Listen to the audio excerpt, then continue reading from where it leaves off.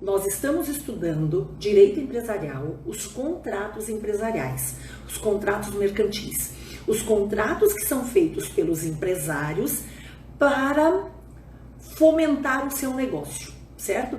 Para dar agilidade, para dar condições e para fazer o seu negócio girar, ok? Aí a gente já estudou contrato de franquia, contrato, eu acho que só de franquia, né? Não tô lembrada aqui porque leasing era ontem e aí não deu certo. E hoje é contrato de factoring, tá? Então, vamos lá. O que nós precisamos saber a respeito de contrato de factoring? A primeira coisa que nós precisamos saber: não existe legislação específica. Não tem nenhuma legislação para reger os contratos de factoring. Legislação específica, certo? Então, se eu não tenho uma legislação específica, do que eu vou me valer? Da legislação geral, que é o Código Civil, certo? Então, como é que os contratos de factoring eles são regulados? Qual é a legislação que se aplica, então? Primeiro, eu aplico, claro, o 170 da Constituição Federal, né? Eu aplico a minha legislação máxima que fala da livre iniciativa. Livre iniciativa. Os empresários têm livre iniciativa para fazerem seus contratos. Direito privado. Ninguém tem nada com isso, desde que não seja contrário à lei, certo? Depois, eu vou aplicar alguns artigos do Código Civil. Alguns artigos, tá? Eu separei para vocês aqui quais são os artigos aplicáveis aos contratos de factoring. O 286 do Código Civil, que eu considero mais importante, deixei aqui até na minha tela para eu ler o 286 para vocês, tá? O 286 do Código Civil diz assim, ó: o credor pode ceder o seu crédito, se a isso não se opuser à natureza da obrigação, a lei ou a convenção com o devedor. A cláusula proibitiva da cessão não poderá ser oposta ao cessionário de boa-fé, se não constar do instrumento da obrigação. O que esse artigo quer dizer pra gente? O credor pode ceder o seu crédito. Ponto. Se não for contrário à lei, o credor pode ceder o seu crédito.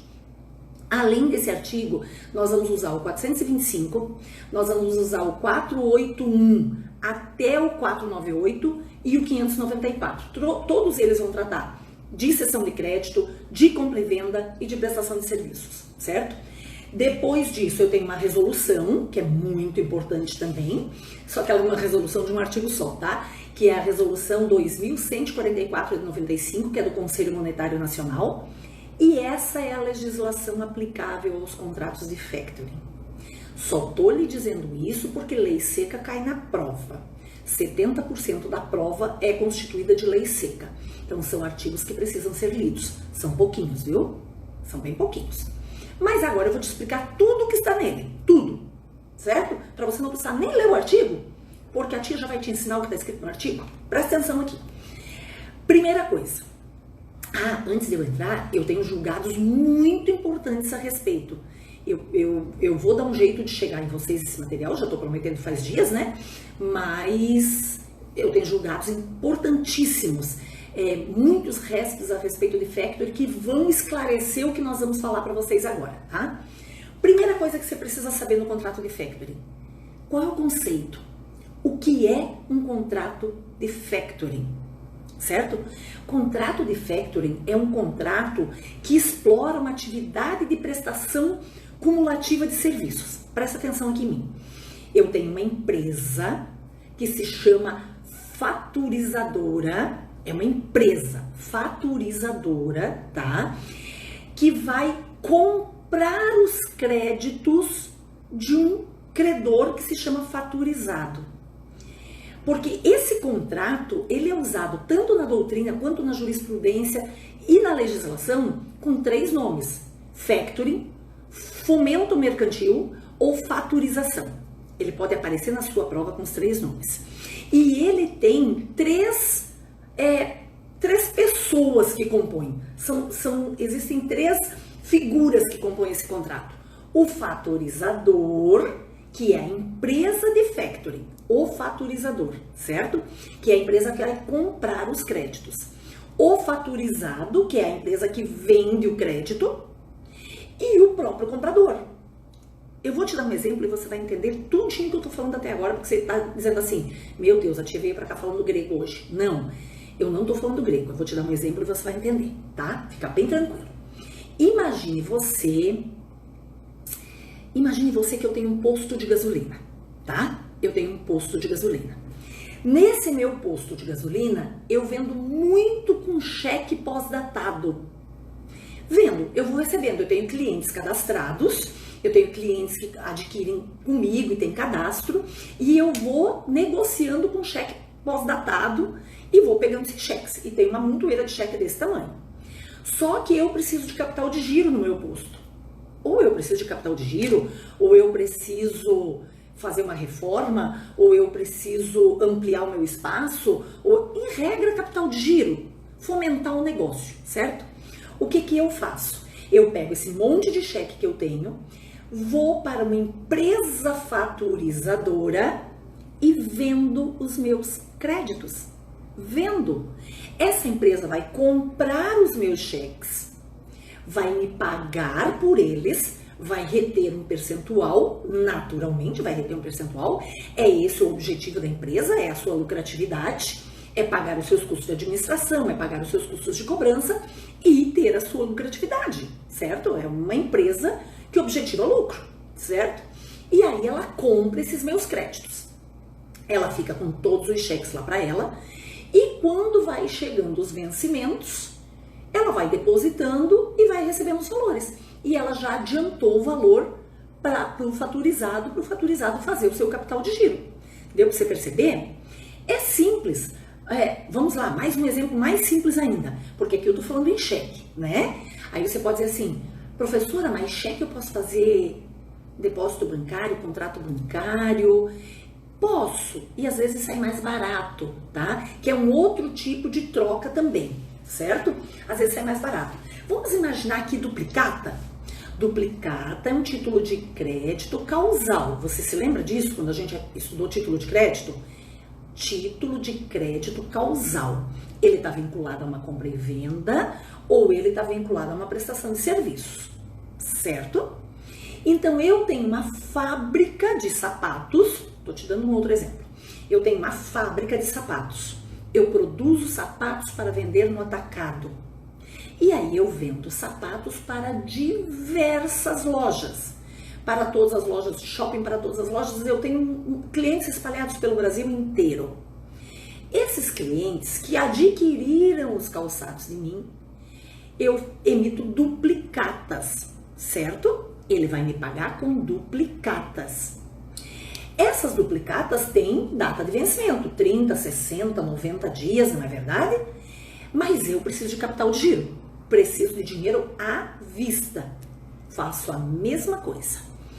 Junto minhas duplicatas todas, vou para uma empresa faturizadora, uma empresa de factoring, de fomento mercantil. Tô falando os 3 nomes, que é para gravar bem, porque na prova aparecem os 3, tá?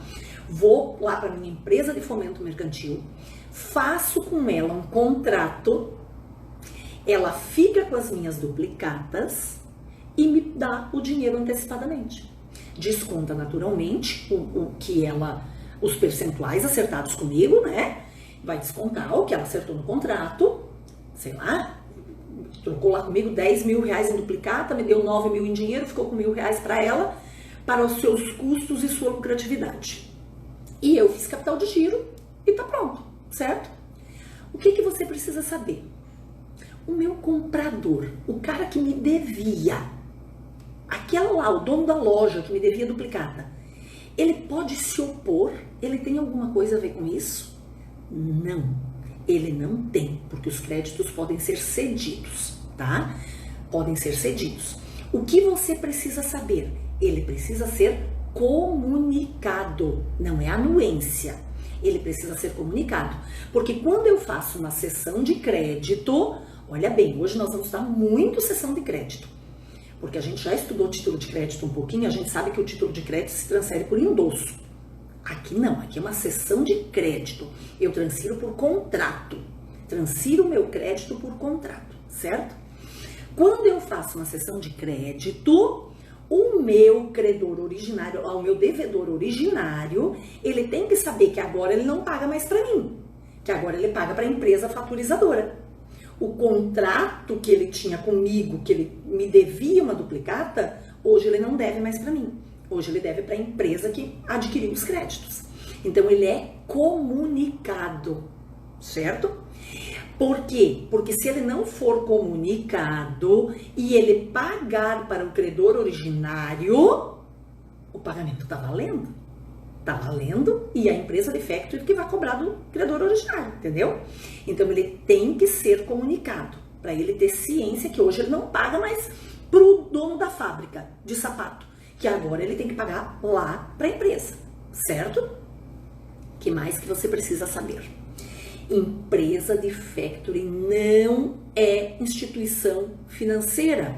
Mas olha, grava isso dentro do seu HD pro resto da sua vida, porque isso é o que mais vai cair na sua prova.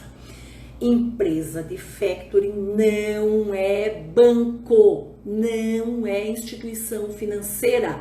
É uma empresa privada que registra seus atos constitutivos na junta comercial. Empresa de factory não pega dinheiro no mercado. Ela atua com seu próprio capital. É o dinheiro próprio, privado dos empresários. Porque se eu tenho um banco, uma instituição financeira, o banco vai receber depósitos na sua conta corrente, vai receber as aplicações dos correntistas, tem gente que vai depositar na caderneta de poupança e o banco vai trabalhando com dinheiro de terceiros. Empresa de factory não trabalha com dinheiro de terceiros, ela trabalha com seu próprio capital. É ela que está pondo dinheiro no bolso e adiantando o capital para o faturizado, certo? Então ela não é instituição financeira. Onde é que está escrito isso? Em que lei está escrito isso, professora? Nenhuma, porque não existe legislação específica. Já falei para você. Mas isso é absolutamente pacífico. Verbete de súmula do STJ, tá? Não é instituição financeira. Repetir mais uma vez que é para você gravar pro resto da sua vida, tá? Mas aí, essa é uma questão. E aí, assim, ó, a empresa pegou os créditos. Tá lá com todas as duplicatas, certo? Já adiantou o dinheiro pro faturizado.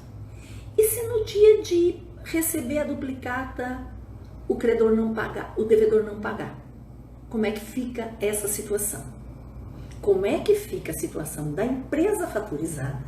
Se ela estava lá com a pilha de cheque do posto de gasolina, ou ela estava lá com a pilha de duplicata da fábrica de sapatos, e chegou o dia de receber, não recebeu. O devedor deu calote, por qualquer razão, né? Como é que fica a situação da faturizada? Ela pode cobrar da empresa faturizada, ela pode cobrar do cliente lá, do faturizador lá, ela pode cobrar? Não, ela não pode. Ela não pode. Porque quando eu entrego os meus títulos, eu transfiro o crédito pro soluto. Você precisa se lembrar desse nome, tá? Pro soluto. Eu só garanto a existência do crédito, mas eu não garanto o adimplemento.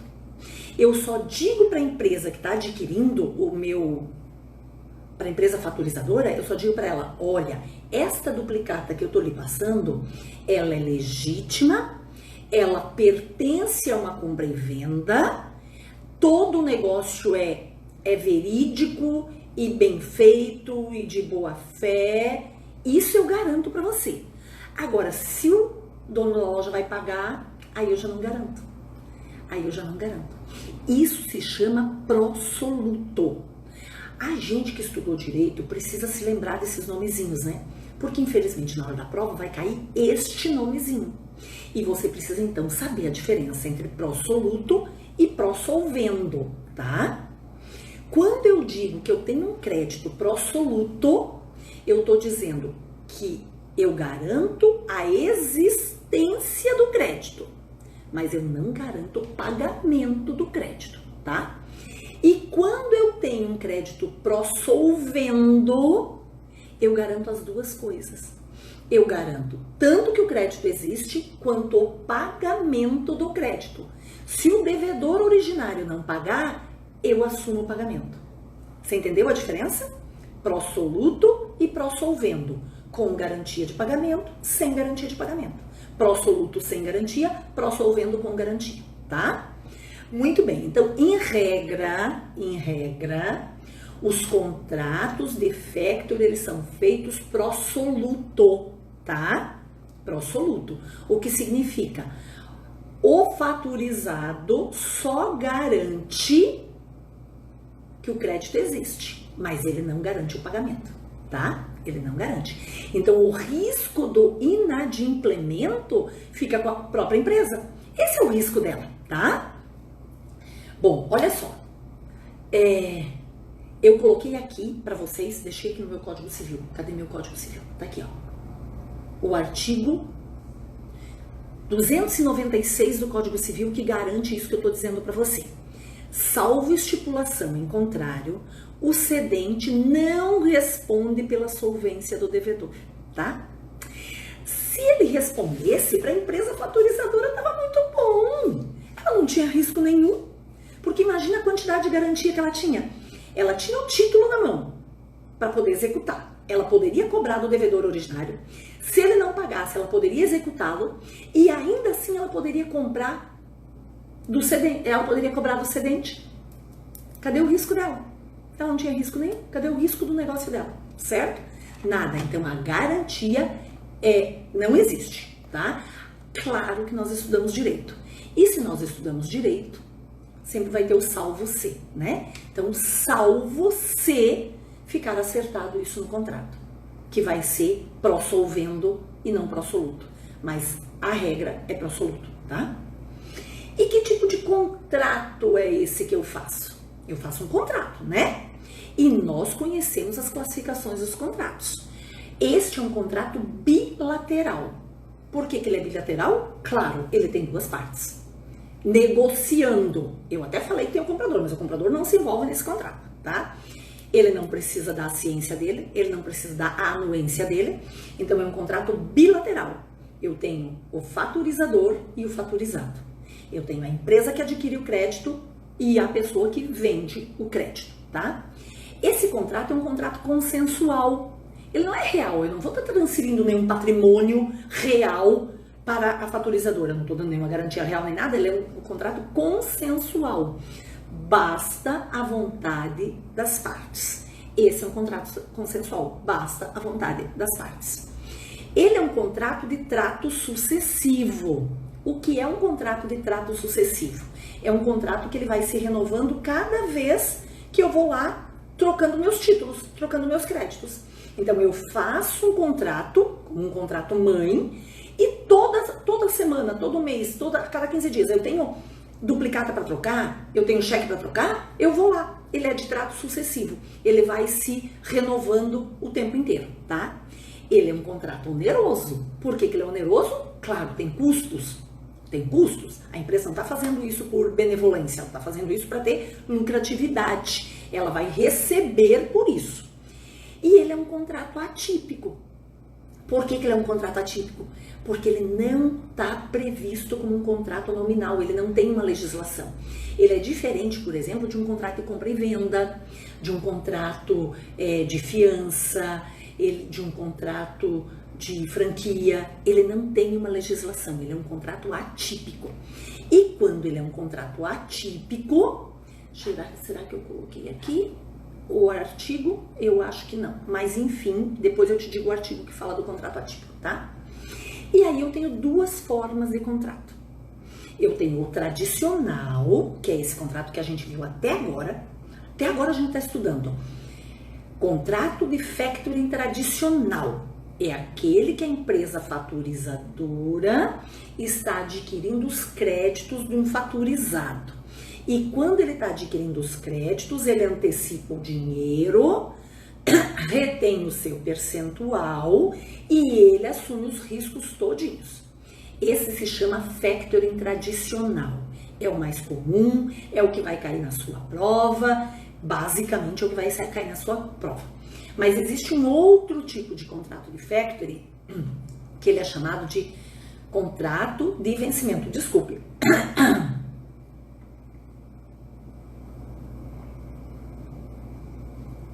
Ele é chamado factoring de vencimento.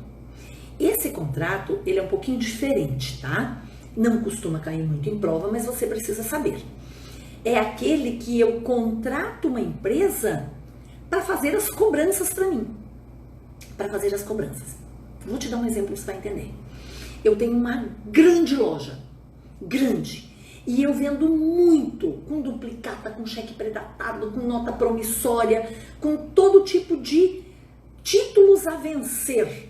Títulos, documentos, créditos a vencer, certo? Quando eu tenho esses créditos realizáveis, porque se chama realizáveis, é um crédito futuro, eu teria que ter um controle muito grande. Qual é o cheque que cai hoje, qual é a duplicata que tem que ser paga hoje, e aí o cheque voltou sem provimento de fundos e eu tenho que executar e eu tenho que cobrar, e eu não quero ter esse compromisso na minha empresa. Eu não quero ter.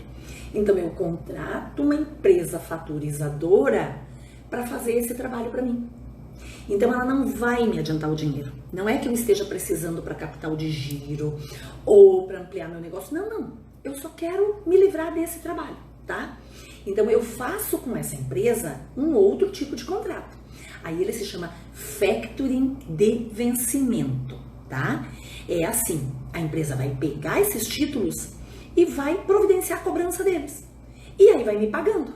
Ela retém, claro, o percentual dela, porque ela está trabalhando com isso, e ela vai me pagando. No dia que for para pagar a duplicata, ela cobra a duplicata. No dia que for para depositar o cheque, ela deposita o cheque. É ela que controla se teve fundos o cheque ou se não teve fundos. É ela que controla se a nota promissória foi paga ou não foi paga.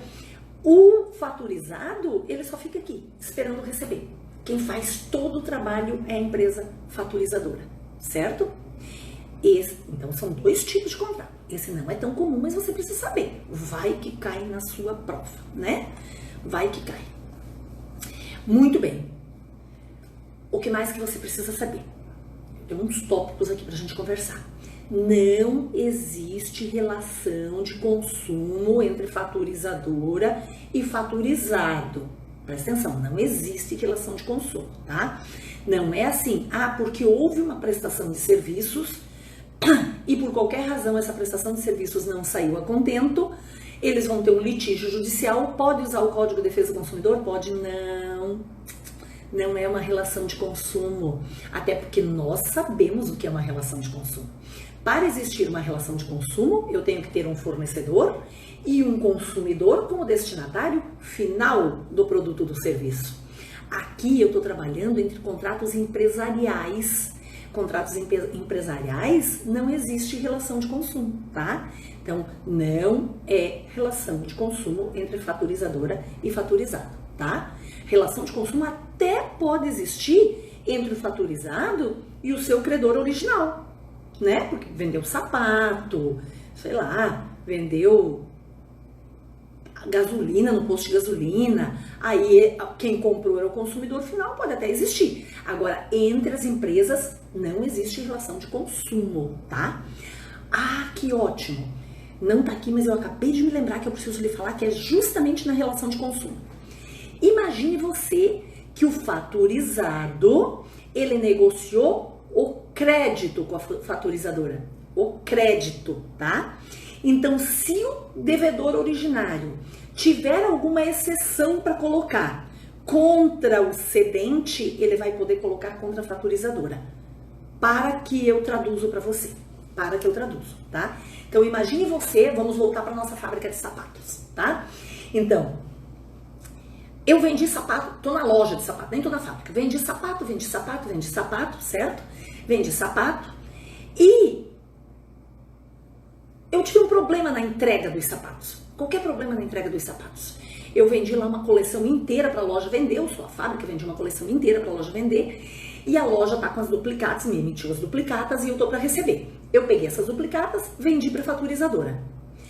A loja que recebeu os sapatos, ela pode opor exceções contra mim. Ela pode dizer, eu não vou pagar essa duplicata. Por quê? Porque os sapatos chegaram tudo errado, porque eu pedi de cor marrom veio preto, porque eu pedi uma grade de não sei quantos números não veio, porque ela não tem uma exceção para colocar, para dizer eu não pago a duplicata porque a mercadoria foi entregue errada. Ela pode fazer isso? Claro que ela pode, né? É lógico que ela pode. Então ela tem uma exceção pessoal para colocar contra a fábrica de sapatos para não pagar a duplicata. Só que a fábrica de sapatos negociou o crédito com a faturizadora. Ela pode opor essa exceção que ela tinha com a fábrica para a faturizadora? Pode sim. Pode sim. Porque quando a faturizadora comprou o crédito, ela comprou o negócio, certo?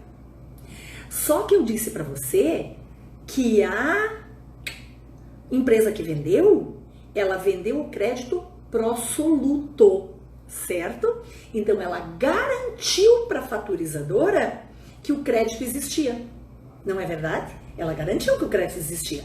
Ela disse para a faturizadora, eu vendi sapatos, eu fiz uma boa venda, de boa fé, tá tudo certinho, a duplicata tá aqui.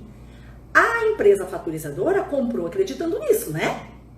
Aí chegou o dia de receber, não recebeu, porque a loja disse, os sapatos não vieram certos, eu não vou pagar.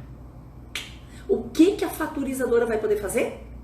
Cobrar do seu faturizado, do seu cedente. Por quê? Porque ele era responsável pela existência do crédito. Ele não é responsável pelo adimplemento, mas pela existência é. E nesse caso específico não há existência do crédito. Não tem crédito para ser cobrado. Não é verdade? Muito bem. Já disse para vocês que a empresa de factory não é instituição financeira. Não cai nessa pecadinha de prova. E aí, não é instituição financeira, tem uma regra básica. Lei da usura. Lei da usura. Você sabe que se não é uma instituição financeira, não pode cobrar mais do que 12% de juros ao ano. Não é verdade que você sabe disso? Você sabe, não sabe? Banco não entra nessa lei. Instituição financeira não entra nessa determinação legal, tá? Só empresas privadas. Banco pode cobrar o que ele quiser. Ele tá cobrando mais do que isso por mês no cartão de crédito ou no cheque especial, certo? Não vamos entrar nem nessa discussão. Mas banco cobra 13, 14, 12, 15% no cheque especial por mês. E uma empresa privada, tipo uma faturizadora, porque é uma empresa privada, entra na lei da usura. Ela não pode cobrar mais do que 12% ao ano, tá? Isso é decisão do STJ, da quarta turma. Eu até pus um resp aqui sobre essa decisão do STJ de que ela entra na lei da usura, tá? Muito bem. Será que nós falamos tudo de faturizadora? Pra gente poder entrar nas questões? Eu acho que sim. Eu acho que sim. Falamos tudo de faturizadora. Tudo porque são poucos artigos, né? Falei pra vocês, são pouquíssimos artigos. Eu tenho algumas jurisprudências a respeito, mas artigo mesmo eu tenho 15, 16, 17, 18 artigos. Entre tudo, tá? Entre tudo que eu tenho que fazer. Entre Constituição Federal, entre regulamento do Conselho Monetário Nacional, vai ser uns 15 artigos, que eu já te disse, no Código Civil 286, 425, quem tiver aí com um papelzinho na mão é bom anotar, para em seguida ler, para não esquecer, 286, 425, do 481 ao 498 e o 594, são esses os artigos do Código Civil.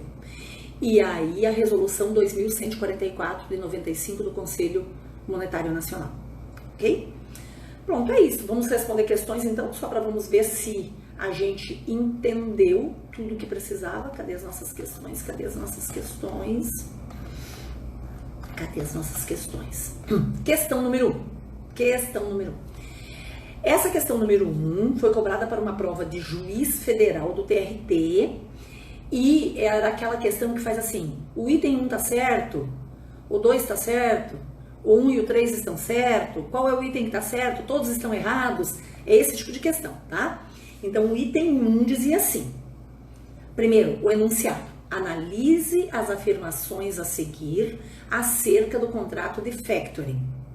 Lembre que pode cair na sua prova como fomento mercantil, tá? E pode cair como faturização. tanto faz, é a mesma coisa, ok? Item 1. O contrato de factoring, por dizer respeito à captação e empréstimo de recursos financeiros, conquanto legalmente atípico, se sujeita à disciplina própria das atividades das instituições financeiras. Certo ou errado? Errado. Claro que errado. Não existe. Tudo bem, ele é um contrato atípico, não existe uma legislação própria para ele, então ele se sujeita ao Código Civil, tá? Mas eu tô cansada de dizer para vocês que não é instituição financeira.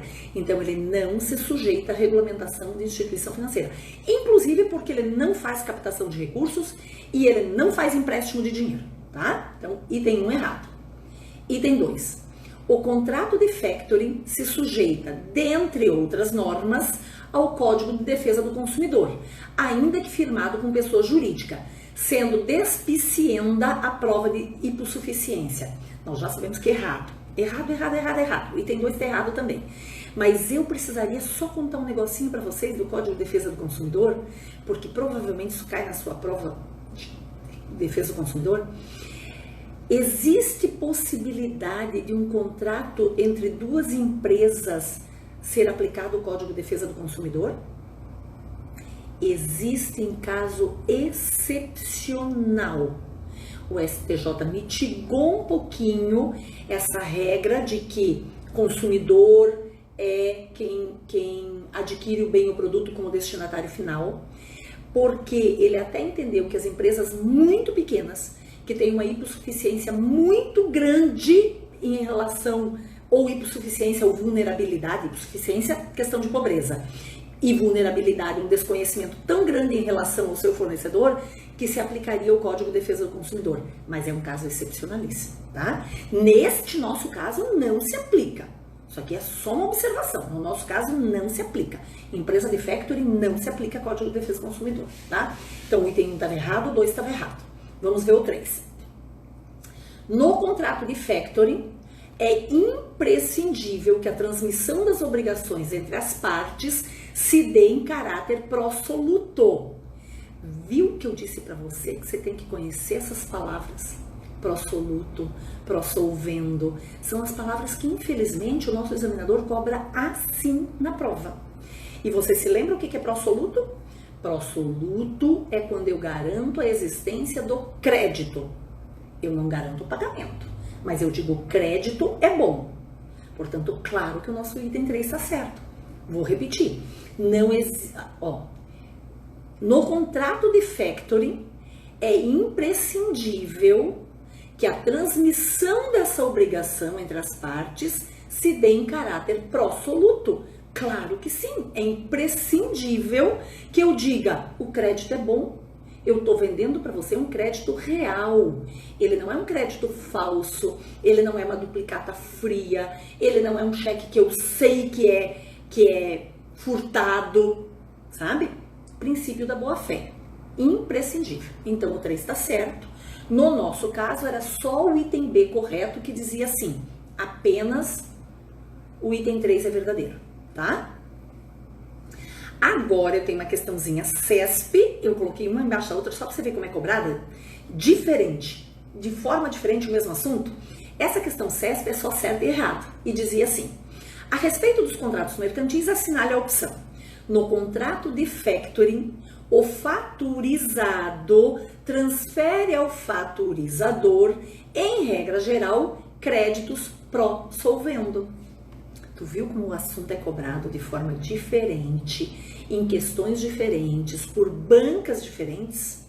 Por isso que é imprescindível responder questões, porque você vai entendendo como é que a banca cobra a questão. Nós já sabemos que o crédito vai ser transferido pró-solvendo. Claro, nós já sabemos o que é pró-solvendo. Pró-solvendo é a garantia que o crédito existe, tá? Garantia de existência do crédito. Então aqui, desculpe, aqui tá errado. Aqui era pró-solvendo, não pró-soluto, tá? Me perdoe. Eu li pró-solvendo e entendi pró-soluto, tá? No contrato de factoring, o faturizado transfere ao faturizador, em regra geral, créditos pró-solvendo. Mentira, errado. Qual é a diferença de pró-soluto para pró-solvendo? Pró-soluto eu garanto a existência do crédito. Pró-solvendo eu garanto a existência e o pagamento. Então, aqui eu não garanto o pagamento. Em regra, eu não garanto. Por isso que estava errado, tá? Desculpe. Eu vi pró-solvendo e na minha cabeça entrou pró-soluto. A questão número 3, eu coloquei aqui porque eu achei uma questão tão bobinha, mas tão bobinha, e era para juiz federal no mesma prova de TRT, que eu fiquei pensando, gente, como é que isso caiu numa prova de juiz federal? Vamos lá, a questão dizia assim, o contrato de, aí tinha um monte de pontinhos, é consensual, bilateral, oneroso, de prestação sucessiva e sem forma legal determinada. Qual é o contrato? Que é consensual, bilateral, oneroso, de prestação sucessiva e sem forma legal determinada. As minhas opções, leasing. Leasing tem forma sim, legislação específica. Franquia, também. Representação comercial, não é prestação sucessiva. Franquia também não é prestação sucessiva, tá? Já excluía. Concessão mercantil, não sei nem de onde que o examinador te tirou isso. E a próxima opção, faturização. Faturização era a única opção que atendia todos os itens. Consensual, bilateral, oneroso, de prestação sucessiva e sem forma legal determinada, tá? Era a faturização. E era uma prova de juiz federal, viu? Então, pensa, às vezes caem umas coisinhas assim, né? Essa questão que eu vou ler para vocês agora, eu levei um tempão para entender o enunciado. E aí eu achei ela muito legal e eu trouxe para cá porque o enunciado da questão é um nó na cabeça do ser humano. Um nó, certo? Mas aí, como você vai fazer uma prova de concurso público, como você vai fazer uma prova da OAB, e elas fazem essas questões malucas, eu trouxe que é pra gente decifrar a questão, né? Vamos lá? A questão, e é uma questão super recente, viu? Ó, a empresa Gama Factoring, essa é a faturizadora, tá? Ajuizou uma execução contra Beta Comércio e Mauro da Silva, com o objetivo de receber nota promissória dada em garantia de duplicatas sacadas contra a empresa J Comércio, que não foram recebidas pela exequente mediante endosso subscrito pelos executados. No âmbito do contrato de fomento mercantil, a respeito dessa situação hipotética, assinale a opção correta. Você conseguiu entender esse enunciado? Não, né? Juro. Eu li ele umas 3 vezes para dizer o que é mesmo que eles estão perguntando aí. Vamos entender o enunciado? A empresa Gama Factoring comprou os créditos referentes à duplicata da empresa Beta Comércio e o Mauro, provavelmente um dos sócios, mas aqui não diz, eu já estou inventando, não invente na hora da prova, assinou junto com a Beta Comércio, certo?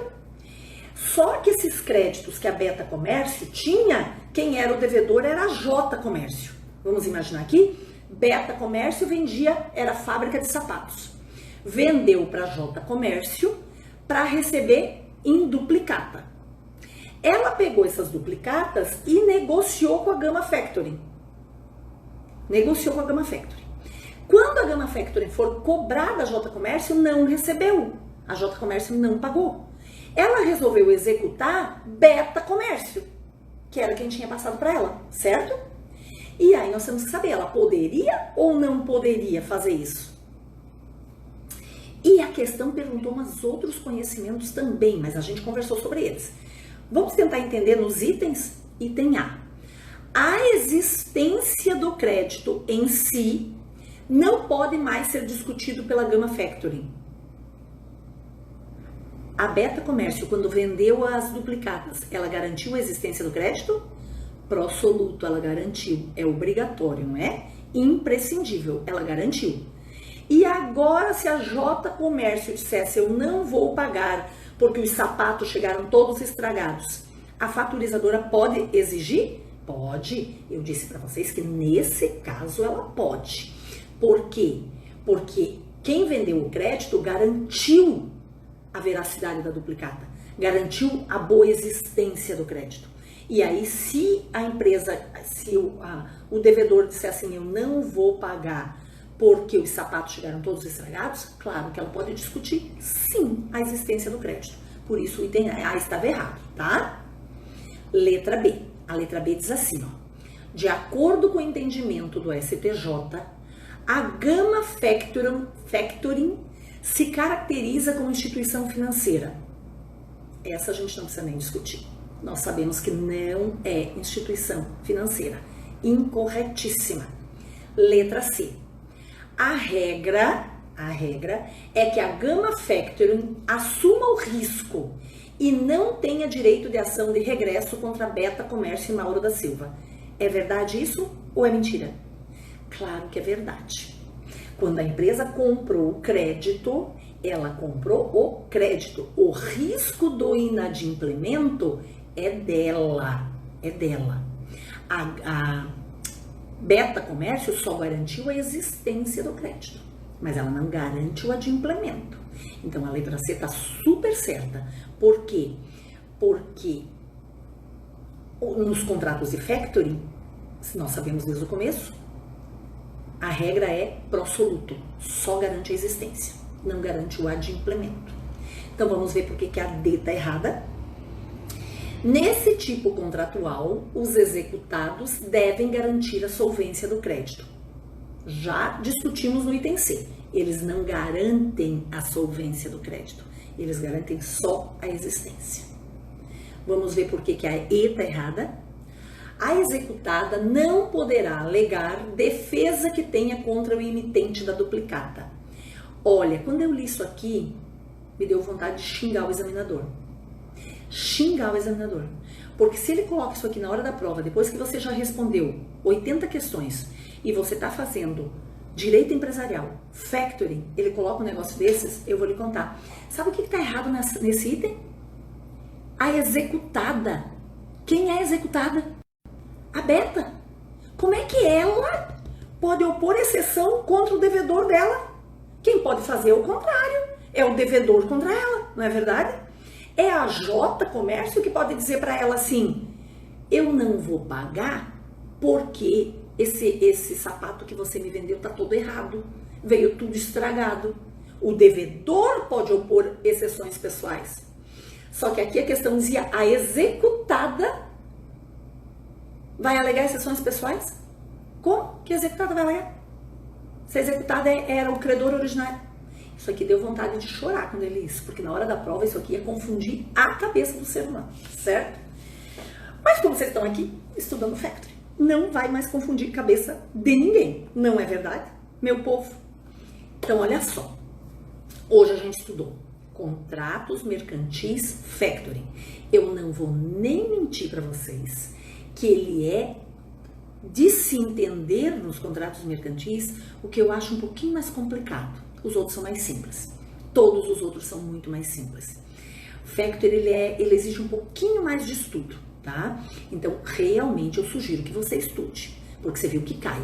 E cai em provas de concursos de alto nível, tá? Então, você precisa ter um pouquinho de conhecimento sobre isso. Ler o que eu te passei, a legislação, certo? E é isso tudo.